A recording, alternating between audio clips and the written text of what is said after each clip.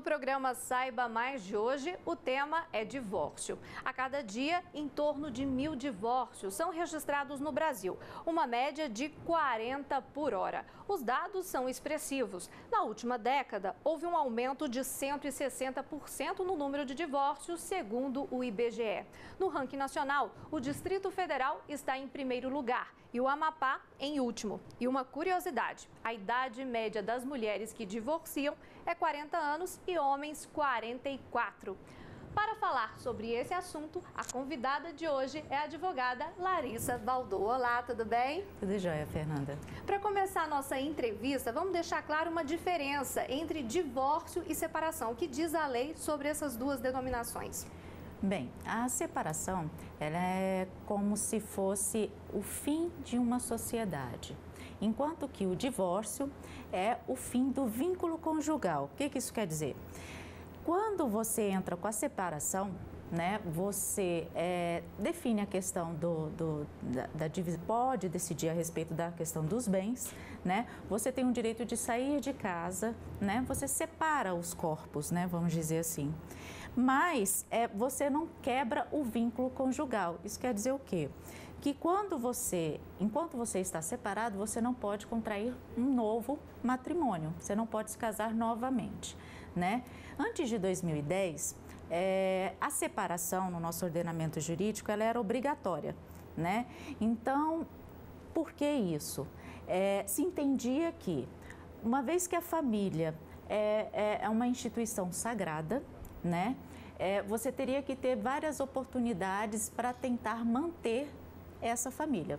Ou seja, a gente entrava com um processo de separação, esse processo de separação era só para separar uma pessoa da outra, mas você não terminava o casamento. E aí você teria um ano para tentar ver se havia a possibilidade desse casal voltar. Depois de um ano só, você poderia divorciar. Depois de 2010, né, e ainda mais com essa questão de essa visão moderna a respeito do casamento, né, chegou-se à conclusão que, bom, se uma pessoa chega ao ponto de separar-se, é porque não existe a possibilidade dela voltar. São raríssimas as situações em que, apesar de separados, a pessoa chega a voltar com a mesma pessoa. Quando ela chega ao ponto de pedir a separação, é porque realmente ela entende que aquilo ali acabou, né? Então, não haveria necessidade de você esperar um ano para só depois poder divorciar, né? E aí acabou essa regrinha de entrar primeiro com a separação e depois pedir, depois de um ano, a questão do divórcio. Hoje você já pode entrar com um divórcio que a gente chama de divórcio direto. Não precisa esperar nada. Se você quer separar, pode entrar diretamente com o divórcio. E como que é esse processo de divórcio? Ele também ficou mais rápido? Ficou. Esse processo de divórcio, o que vai influenciar na rapidez dele é a questão do litígio, né? Se você entra de forma consensual, né, já com os bens, a divisão dos bens já é pré-estipulada, a questão das crianças também, a questão de visita, guarda, alimentos, tudo já pré-definido, é rapidinho. O problema é quando você tem uma discussão a respeito dos bens, uma discussão a respeito da dívida, dos próprios filhos, da pensão. Aí quando você começa a entrar nesse lado da discussão, o processo de divórcio ele pode prolongar, né? Uma alternativa que a gente tem para não prolongar é pedir para que o juiz decrete o divórcio de forma imediata e deixe as outras questões para serem discutidas durante o processo, porque essas questões podem demorar um ano, 2 anos, dependendo da quantidade de recursos, das manobras, né? Então, assim, você pode pedir no início do processo, mas isso vai depender de juiz para juiz, se o juiz vai conceder ou não vai conceder. No caso de casais que não têm bens para serem divididos e nem filhos, esse processo pode ser feito direto no cartório, não é isso? Pode sim, por meio de cartório. É um procedimento simples, você agenda no cartório a questão do divórcio, o tabelião ele vai redigir os termos do divórcio e você apresenta algumas certidões, né, umas certidões demonstrando que você não tem bens, né, certidão de que você, no caso, você vai declarar que não tem filhos e aí, questão de horas, você já está divorciado. E quando um dos dois não concorda com a separação, com o divórcio, como é que fica essa situação? Bom, se um deles não concorda, né, e o outro quer, basta que este que quer separar entre com uma ação judicial, né? Não existe a possibilidade de uma pessoa prender a outra para o resto da vida, né? Então, a pessoa que quer se separar, basta que ela procurar o judiciário e aí você vai ter um início de um processo litigioso. Não, infelizmente, não vai poder ser consensual, né?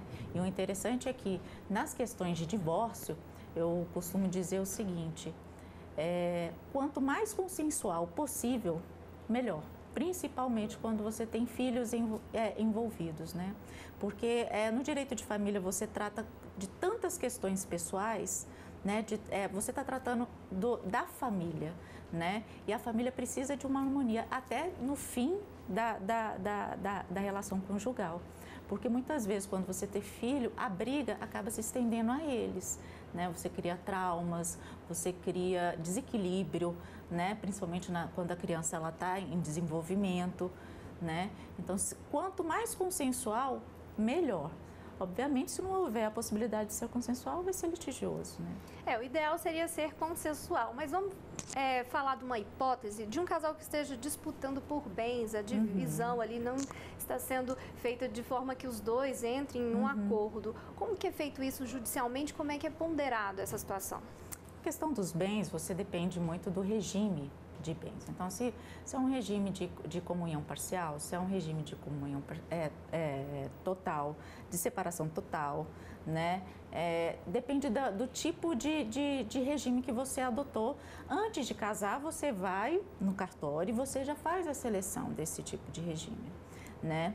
O que a gente percebe é que muitas vezes há uma discussão em torno da divisão dos bens que é irrelevante, porque ao final a lei vai ser aplicada da forma que ela está escrita. Então, por exemplo, no regime de comunhão parcial dos bens, o que era antes do casamento não entra no casamento, né? E o que é construído na constância do casamento, tanto dívida como patrimônio, né? Eles vão ser partilhados meio a meio, né? E não adianta, algumas coisas a gente perde o tempo discutindo, mas a regra é que é meio a meio, no final é meio a meio, né? Então, o juiz ele vai aplicar a lei pura e simples, né? Às vezes a gente perde muito tempo discutindo detalhes, né? Ah, não, mas eu trabalhei mais para comprar esse bem.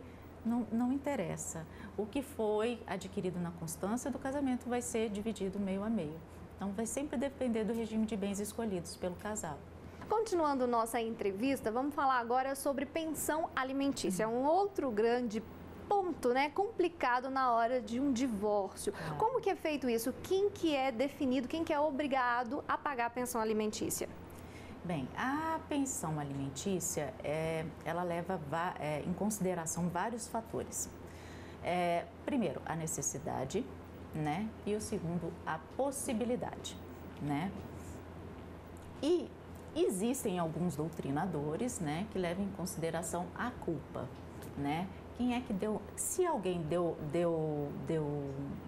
causa ao divórcio, não teria direito a essa questão da pensão, porque é uma situação muito difícil. Por exemplo, imagina, a pessoa ela foi traída e ela ainda é obrigada a pagar pensão alimentícia para aquela outra pessoa que a traiu. É uma situação muito delicada, né? Mas como é uma discussão muito profunda, né? A gente fica mais com essa questão da necessidade e da possibilidade. A pensão alimentícia, ela leva em consideração a necessidade da pessoa, se ela realmente tem necessidade daqueles alimentos, né?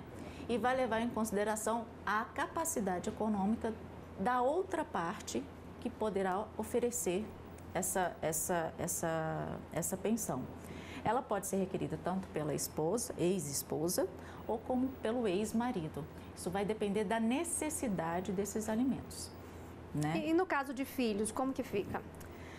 Os filhos, você leva em consideração a questão da guarda, né?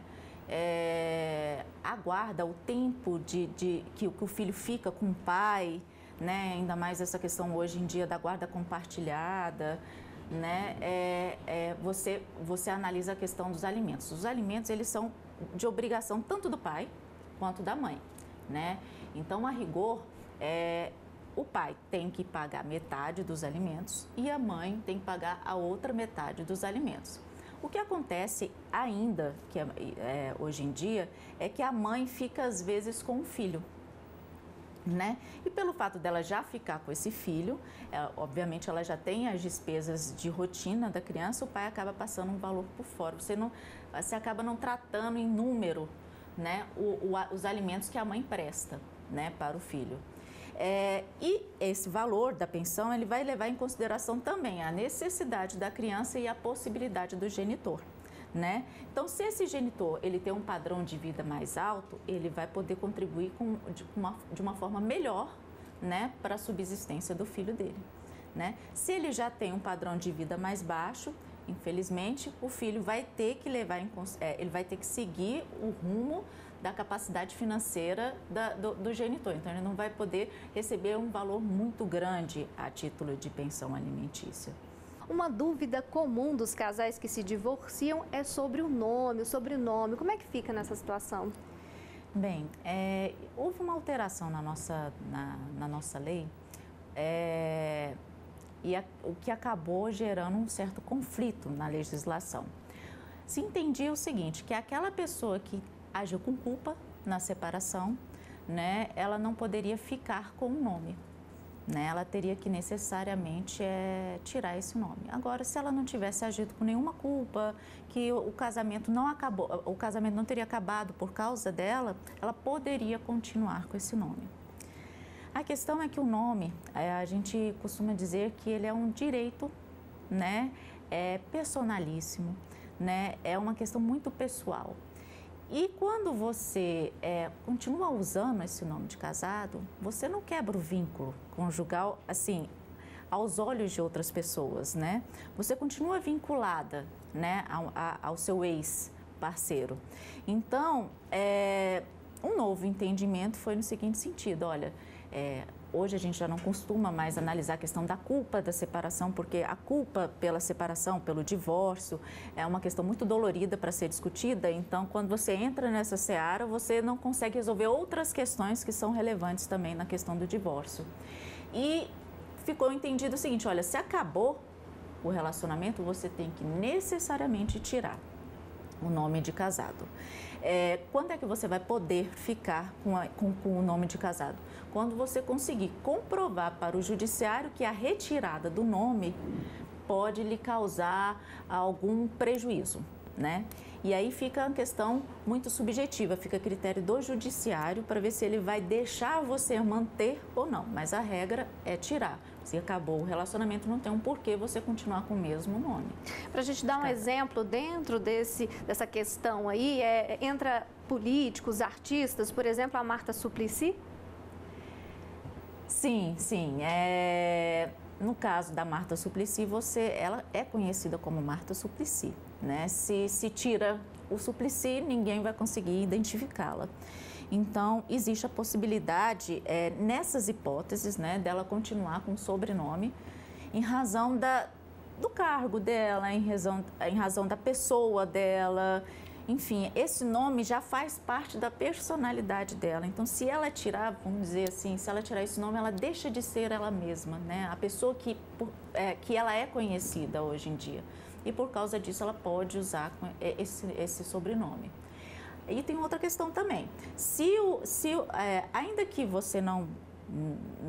Ainda que o judiciário não adentre nessa questão se você pode ou não usar o nome, se o seu ex-cônjuge autorizar você a utilizar esse nome, também você pode usar, né? Então, se seu ex-parceiro fala, não, tudo bem, você pode utilizar o meu sobrenome, você pode continuar sem nenhum problema, porque ele vai estar anuindo com a utilização do nome.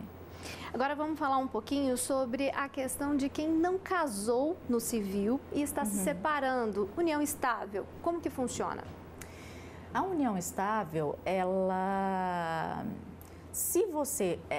o que acontece? Existe a união estável em que você vai no cartório e registra essa união estável e existe aquela união estável em que ela não é formalizada. né? Então, você tem a possibilidade de formalizar a união estável e a possibilidade de não formalizar. Nas situações em que você formalizou, o procedimento ele é muito similar ao divórcio, né? Você vai procurar o judiciário em caso de filhos, né, ou em caso de litígio, ou você pode ir até mesmo no cartório, caso você não tenha nenhum litígio e não tenha filhos. Já no caso daquela união estável, em que ela nunca foi formalizada, há necessidade de você entrar no judiciário, pedindo um reconhecimento desta união estável. O judiciário ele vai reconhecer essa união estável e ele vai fixar a partir de quando ela começou, porque a data do início da união estável ela vai ter um reflexo muito forte na questão da separação dos bens, né? E depois que é definida a data do início da união estável, você faz a questão do divórcio com os mesmos procedimentos. Mas você não tem como entrar, pedir diretamente a questão do divórcio antes que ela seja reconhecida. Em relação à separação de bens, a união estável tem o mesmo valor do casamento civil ou não? Os direitos são diferentes? Não, ela tem os mesmos. A regra, na verdade, é o seguinte: na união estável, se você não formaliza, assim como na questão do casamento, a regra sempre é a questão da comunhão parcial dos bens, né? E na questão do casamento, você normalmente, antes do casamento, na questão da burocracia, da papelada mesmo, que você vai dar entrada no casamento, você tem várias opções de regime de bens, né? E você pode optar por qualquer uma delas. A questão da união estável é que só se você fizer o registro no cartório, né? Aí você vai estar construindo essa questão da burocracia também para a união estável. Se você fizer no cartório, você pode selecionar algum tipo de regime de bens. Se não, vai ser também a questão da comunhão parcial de bens. E quem se divorciou e quiser voltar, casar novamente, pode casar com a mesma pessoa? Pode voltar, sim. E aquelas pessoas que estão separadas e voltam, ela não é considerado um divórcio, né? Então, hoje você tem algumas situações em que as pessoas entraram com processo só de separação, não entraram com processo de divórcio. Então, o que acontece? Ela não é considerada no papel como divorciada, né? Embora conste ali no registro de casamento dela que ela entrou com procedimento de separação, mas ela não chega a ser divorciada. Então, se ela voltar, é como se ela estivesse junto com aquela pessoa a vida toda. Agora, se ela divorcia, ela é obrigada a seguir toda a burocracia de um novo casamento, ir no cartório, fazer a seleção do regime de bens, né? O Estado ele não tem esse poder de impedir que você se relacione com outra pessoa. E tem um prazo mínimo? Para voltar? Não tem um prazo mínimo. Não tem um prazo mínimo nem um prazo máximo. Ok, obrigada por sua participação. O tema do programa Saiba Mais de hoje foi divórcio. E quem esclareceu todas as dúvidas sobre esse tema foi a advogada Larissa Valdô. Obrigada por sua presença. Eu que agradeço.